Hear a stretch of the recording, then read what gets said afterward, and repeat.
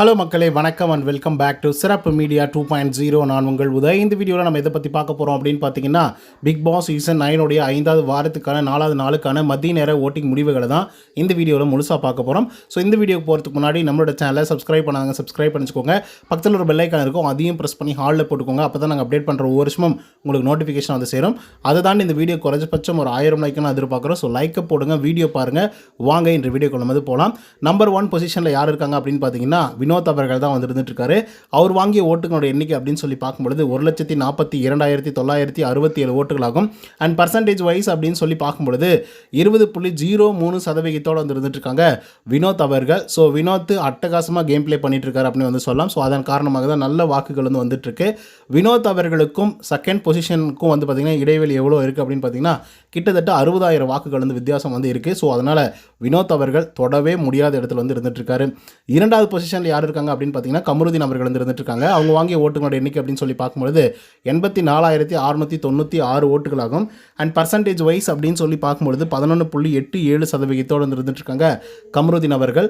So கமருதீனை பொறுத்தவரையில் நல்ல வாக்குகள் இந்த வாரம் வந்து வாங்கியிருக்காரு அப்படின்னு வந்து சொல்லலாம். ஏன்னா செகண்ட் பொசிஷன் அப்படிங்கிறது சாதாரணமான ஒரு விஷயம் கிடையாது.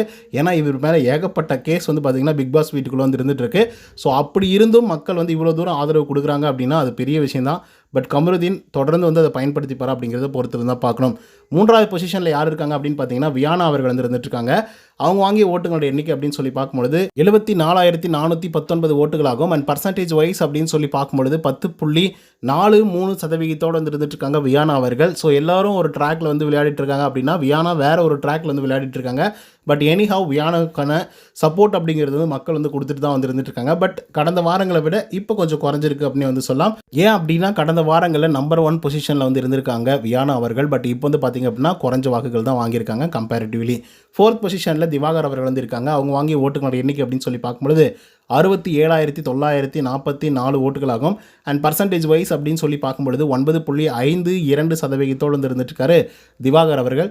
ஸோ திவாகரை பொறுத்தவரையிலும் நல்ல ஒரு ப்ளே வந்து பண்ணிட்டு இருந்தார் அப்படின்னா கண்டிப்பாக இது அவருக்கான வாக்குகள் வந்து கண்டிப்பாக மாறும். ஏன்னா லாஸ்ட் வாரங்கள்லாம் ஏகப்பட்ட அடி வாங்கியிருக்காப்புல. ஸோ அதன் காரணமாக வாக்குகள் அப்படிங்கிறது வந்து குறைஞ்சிருக்கு. பட் அதுக்கு அவர் கேப்பபிளா அப்படின்னு கேட்டிங்கன்னா கொஞ்சம் டவுட்டு தான். அதுக்கடுத்தா 5வது பொசிஷனில் பார்வதி அவர்கள் வந்து இருந்துட்டு இருக்காங்க. அவங்க வாங்கிய ஓட்டுகளோட எண்ணிக்கை அப்படின்னு சொல்லி பார்க்கும்பொழுது 66,571 ஓட்டுகளாகும். அண்ட் பர்சன்டேஜ் வைஸ் அப்படின்னு சொல்லி பார்க்கும்பொழுது 9.33% வந்து இருந்துட்டு இருக்காங்க விஜே பார்வதி அவர்கள். ஸோ பார்வதி அவர்களுக்கு குறைவான வாக்குகள் தான் வந்திருக்கு. எப்பயுமே இவங்களுக்கு ஆவரேஜான வாக்குகள் தான் வந்துட்டு இருக்கும். ஸோ அதே லெவல் தான் வந்து பார்த்திங்கன்னா இந்த வாரமும் வந்துட்டு இருக்கு. எவ்வளவோ காமன் கம்போஸ்டாக தான் இந்த வாரம் வந்து ப்ளே பண்ணிட்டு இருக்காங்க. சில இடங்களில் வார்த்தைகளை விட்டாலும் கூட அது வந்து பெருசாக வந்து பார்த்திங்கன்னா மக்கள்கிட்ட போய் சேரல அப்படின்னு தான் வந்து சொல்லி ஆகணும். அதுக்கடுத்து 6th பொசிஷனில் விக்ரம் அவங்க வாங்கிய ஓட்டுகளோட எண்ணிக்கை அப்படின்னு சொல்லி பார்க்கும்பொழுது 62,461 ஓட்டுகளாகும். அண்ட் பர்சன்டேஜ் வைஸ் அப்படின்னு சொல்லி பார்க்கும்பொழுது 8.75% வந்து இருந்துட்டு இருக்காங்க விக்ரம் அவர்கள். ஸோ விக்ரமை பொறுத்தவரையிலையும் ஒரு நல்ல பிளேயர் தான். ஆனால் அவருக்கான சுச்சுவேஷன்ஸ் வரும்போது அது சரியாக ஹேண்டில் பண்ணாமல் போகிறாரோ அப்படின்ற மாதிரி வந்து தோணுது. இப்போ குறிப்பாக சொல்லணும் அப்படின்னு பார்த்தீங்கன்னா அவருக்கு மேனேஜர் போஸ்ட் வந்து கொடுத்தாங்க. அந்த மேனேஜர் போஸ்ட் அப்படின்னா கண்டிப்பாக கண்டிக்கணும் அப்படின்றது தான் உண்மை. ஆனால் அவர் வந்து கண்டிக்காமல் எல்லாமே பொலைட்டாக வந்து பண்ணாங்க. ஸோ அதனால் அவர் பதவி கூட விலகிட்டாப்புல. அதுக்கடுத்து 7வது பொசிஷனில் சபரிநாதன் அவர்கள் இருந்திருக்காங்க. அவங்க வாங்கிய ஓட்டுகளோட எண்ணிக்கை அப்படின்னு சொல்லி பார்க்கும்பொழுது 56,789 ஓட்டுகளாகும். அண்ட் பர்சன்டேஜ் வைஸ் அப்படின்னு சொல்லி பார்க்கும்பொழுது 7.96% வந்து இருந்துட்டு இருக்காரு சபரிநாதன் அவர்கள். ஆக்சுவலாக இந்த வாரம் இவருக்கான வாரம் அப்படின்னு வந்து சொல்லலாம். ஏன்னா அவ்வளோ அட்டகாசமாக கொடுக்கப்பட்ட டாஸ்க்கை அவ்வளோ சூப்பராக வந்து பண்ணிகிட்டு இருக்காரு. பட் எனிஹவ் வாக்குகள் அப்படிங்கிறது வந்து குறைஞ்சி தான் இருக்குது சபரிநாதனை பொறுத்தவரையிலையும். ஸோ சபரியை தொடர்ந்து யார் இருக்காங்க அப்படின்னு பார்த்தீங்கன்னா கெமி அவர்கள் வந்து இருந்துட்டு இருக்காங்க. அண்ட் 8வது பொசிஷனையும் பிடிச்சிருக்காங்க. அவங்க வாங்கிய ஓட்டுகளோட எண்ணிக்கை அப்படின்னு சொல்லி பார்க்கும்பொழுது 35,820 ஓட்டுகளாகும். அண்ட் பர்சன்டேஜ் வைஸ் அப்படின்னு சொல்லி பார்க்கும்பொழுது 5.02% வந்து இருந்துட்டு இருக்காங்க கெமி அவர்கள். ஸோ கெமி வந்து சில இடங்களில் வந்து வார்த்தைகளை வந்து அழகாக பயன்படுத்தி சூப்பராக ஃபைட் எடுக்கிறாங்க. பட் அந்த வார்த்தைகளும் ஃபைட் வந்து பார்த்திங்கன்னா ரொம்ப சில்லியாக வந்து இருக்குது. அதுதான் ரொம்ப ரொம்ப முக்கியமாக வந்து சொல்லி ஆகணும். ஏன்னா பெரிய பெரிய ஆட்கள்லாம் ஃபைட் போட்டுட்டு இருக்கும்போது இவங்க போய் ஒரு பர்ஃபார்மன்ஸ் பண்ணுறா அப்படின்னு சொல்லி ஒரு விஷயத்தை வந்து பண்ணுறாங்க. ஸோ அது வந்து கட்டிங்லேயே தூக்கிட்டு எபிசோடில் வந்து போடுறாங்க. ஸோ அந்தளவுக்கு தான் பண்ணிகிட்டு இருக்காங்க. 9வது பொசிஷனில் பிரவீன்ராஜ் வந்து இருக்காங்க. அவங்க வாங்கிய ஓட்டுகளோட எண்ணிக்கை அப்படின்னு சொல்லி பார்க்கும்பொழுது 31,663 ஓட்டுகளாகும். அண்ட் பர்சன்டேஜ் வைஸ் அப்படின்னு சொல்லி பார்க்கும்பொழுது 4.44% வந்து இருந்துட்டு இருக்காரு பிரவீன்ராஜ் அவர்கள். ஸோ இவர் பண்ண ஒரு பிராங்கின் காரணமாக செம்மையாக வாக்குகள் அப்படிங்கிறது இன்க்ரீஸ் ஆச்சு. பட் இப்போ வந்து பார்த்திங்க அப்படின்னா அப்படியே டவுன் ஆக ஆரம்பிச்சிருக்கு. ஸோ அதன் காரணமாக இந்த பொசிஷனில் வந்து இருந்துட்டு இருந்துட்டு இருக்காரு அண்ட் குறைவான வாக்குகளும் வந்து வாங்கிட்டு இருக்காரு. சொல்லப்போனால் டேஞ்சர் ஜோனில் இருக்காரு அப்படின்னு கூட வந்து சொல்லியே தீரணும். அண்ட் பிரவீனை தொடர்ந்து யார் இருக்காங்க அப்படின்னு பார்த்தீங்கன்னா எஃப்ஜி அவர்கள் தான் வந்து இருந்துட்டு இருக்காரு. 10வது பொசிஷன் வந்து பிடிச்சிருக்காங்க. அவங்க வாங்கிய ஓட்டுகளோட எண்ணிக்கை 30,817 ஓட்டுகளாகும். அண்ட் பர்சன்டேஜ் வைஸ் அப்படின்னு சொல்லி பார்க்கும்பொழுது 4.32% வந்து இருந்துட்டு இருக்காங்க எஃப்ஜே அவர்கள். ஸோ எஃப்ஜேவை பொறுத்த வரலையும் அவர் வீட்டுக்குள்ளெல்லாம் இருக்கிறதுக்கு எந்த தகுதியுமே இல்லை. இஷ்டத்துக்கு வந்து பேசிகிட்டு இருக்காரு, இஷ்டத்துக்கு ஒன்று பண்ணிட்டு இருக்காப்புல. அண்ட் கெமிங் நான் ஒரு ரீசன்ஸ் வந்து சொன்னேன் இல்லையா, பெரிய பெரிய ஆட்கள் வந்து சண்டை போட்டு, பெரிய ஆட்கள் அப்படின்னு கிடையாது, ஒரு பெரிய சண்டை நடந்துட்டு இருக்கும்போது நம்மளும் அந்த இடத்துல ஸ்கோர் பண்ணோம் அப்படின்னு சொல்லி ஒரு சில விஷயங்களை வந்து பண்ணுறாங்க. அது நோட்டபுளாக கூட வந்து இல்லை அப்படின்னு தான் சொல்லி ஆகணும். ஸோ அதனால தான் பெருசாக வந்து ஜொலிக்கலை. அதுக்கடுத்து 11வது பொசிஷனில் துஷார் அவர்கள் வந்து இருக்காங்க. அவங்க வாங்கிய ஓட்டுகளோட எண்ணிக்கை அப்படின்னு சொல்லி பார்க்கும்பொழுது 29,941 ஓட்டுகளாகும். அண்ட் பர்சன்டேஜ் வைஸ் அப்படின்னு சொல்லி பார்க்கும்பொழுது 4.19% வந்து இருந்துட்டு இருக்காரு துஷார் அவர்கள். ஸோ துஷாரை பொறுத்தவரையில் இப்போ தான் ஜொலிக்க ஆரம்பிச்சிருக்காப்புல. ஒரு 2-3 ப்ரோமோவில் வந்து பார்த்திங்கன்னா நேத்திக்கிலேருந்து வந்துட்டு இருக்காரு. ஸோ அதனால் அவருக்கான ஸ்கோப் வந்து இருக்குமா, மக்கள் வந்து ஏற்றுப்பாங்களா அப்படின்னு கேட்டிங்கன்னா கொஞ்சம் டவுட்டு தான் அப்படின்னு வந்து சொல்லலாம். ஏன்னா இவர் 9வது பொசிஷன் 8வது பொசிஷன் வரைக்கும் போய் மறுபடியும் 11வது பொசிஷனுக்கு வந்து வந்திருக்காரு. ஸோ பார்ப்போம்.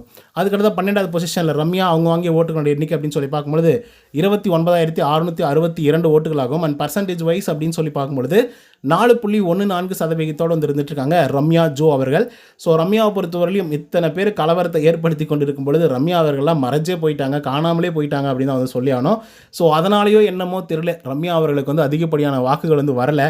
பட் அதே போல் அவங்களும் பெருசாக எதுவுமே பண்ணலை அப்படிங்கிறது தான் வந்து நம்ம சொல்லணும். அண்ட் ரம்யாவுக்கு வந்து ஸ்கோப்ஸ் எல்லாம் வந்து இருக்குது. அவங்க பர்ஃபார்மன்ஸ் பண்ணுறதுக்கான ஸ்கோப்பெல்லாம் வந்து இருந்தாலும் கூட அதை சரியாக பயன்படுத்திக்கலையோ அப்படிங்கிற ஒரு எண்ணம் வந்து பார்த்திங்க அப்படின்னா இப்போ வரைக்குமே வந்து இருந்துகிட்ருக்கு. அதை சரியாக பயன்படுத்திக்கிட்டாங்க அப்படின்னா கண்டிப்பாக இந்த வாரம் அவங்க சேவ் ஆகலாம். பட் இருக்கிறது நாளைக்கு ஒரு நாள் மட்டும்தான். நாளைக்கெல்லாம் பார்த்திங்க அப்படின்னா ஒன்றும் பெருசாக டாஸ்க்கெல்லாம் வந்து இருக்க போகிறதில்ல. ஒஸ்ட்டு யார், பெஸ்ட்டு யார், யார் நல்லா பர்ஃபார்மன்ஸ் பண்ணாங்க, யார் ஒழுங்காக பர்ஃபார்மன்ஸ் பண்ணல அப்படின்ற மாதிரியும், ஜெயிலுக்கு யார் அனுப்பணும் அப்படின்ற மாதிரி தான் வந்து பார்த்திங்கன்னா டாஸ்க்கே வந்து இருக்க போகுது. ஸோ இன்னையோட டாஸ்க் வந்து முடிய போகுது. ஓகே, ஸோ இதுக்கப்புறம் இன்னும் பர்ஃபார்மன்ஸ் பண்ணுற அளவுக்கு ஒன்றும் இல்லை. அதே போல் மக்கள் வந்து ஓட்டிங்ஸ் வந்து போட்டுறாங்க. அண்ட் இன்னொரு முக்கியமான விஷயம் என்னென்னா, மோரார்லெஸ் இன்றைக்கே வந்து முடிவு பண்ணிவிடுவாங்க யார் எவிக்டாக வெளியே போகணும் அப்படின்றத. ஏன் அப்படி சொல்கிறேன் அப்படின்னு பார்த்தீங்கன்னா, அப்படி தான் வந்து முடிவு பண்ணுறது எப்பயுமே. ஏன்னா ஃப்ரைடே வரைக்கும் ஓட்டிங்ஸை பார்த்துட்டு அதுக்கப்புறம் வந்து முடிவு பண்ணுற மாதிரிலாம் கிடையாது. இப்போயே வந்து முடிவு பண்ணியிருப்பாங்க. ஸோ அந்த விதத்தில் வந்து ரம்யா அவர்கள் தான் குறைஞ்ச வாக்குகள் வந்து வாங்கியிருக்காங்க. அண்ட் டான்சர் ஜோனில் இப்போதைக்கு இருக்கிறது ரம்யா, எஃப்ஜே, துஷார், அதுக்கப்புறம் பிரவீன், இவங்கெல்லாம் வந்து இருந்துகிட்ருக்காங்க. ஸோ இதில் 2 பேர் எவிக்டாகி வெளியே போகிறதுக்கான வாய்ப்புகள் வந்துருக்கு. இந்த வாரம் வந்து டபுள் எவிக்ஷன், ஏன்னா லாஸ்ட் வீக்கே டபுள் எவிக்ஷன் தான் வந்து பிளான் பண்ணியிருந்தாங்க. பட் இருந்தாலும் இப்போ பார்த்தீங்க அப்படின்னா கிட்டத்தட்ட கொஞ்சம் மிஸ்ஸில் வந்து பார்த்திங்க அப்படின்னா அரோரா சிங்க்லர் வந்து சேவாக்கப்பட்டிருந்தாங்க. கலையரசனை வந்து எவிக்ட் பண்ணி வெளியே அனுப்பிச்சிருந்தாங்க. அது கலையரசனே வந்து வெளியே வந்து சொல்லியிருந்தாப்புல. கண்டிப்பாக இன்டர்னலாக என்ன நடக்குது அப்படிங்கிறது கண்டிப்பாக அவங்களுக்கு வந்து தெரிஞ்சிருக்கும். ஸோ அந்த விதத்தில் இந்த வாரம் வந்து டபுள் எவிக்ஷன் இருக்க போது அதை நம்ம பொறுத்து தான் பார்க்கணும். ஓகே காய்ஸ், உங்களுக்கு பிடிச்ச கண்டஸ்டன்ட் யார், நீங்கள் யார் கோட் பண்ணீங்க அப்படின்றது வந்து கமெண்ட்ஸ் வந்து பதிவு பண்ணுங்கள். இந்த வீடியோ உங்களுக்கு பிடிச்சிருந்தால் லைக் அண்ட் சப்ஸ்கிரைப் பண்ண மறந்துடாதீங்க. இன்னொரு தகவலை சந்திக்கிறேன். Until then bye from Uday. நன்றி, வணக்கம்.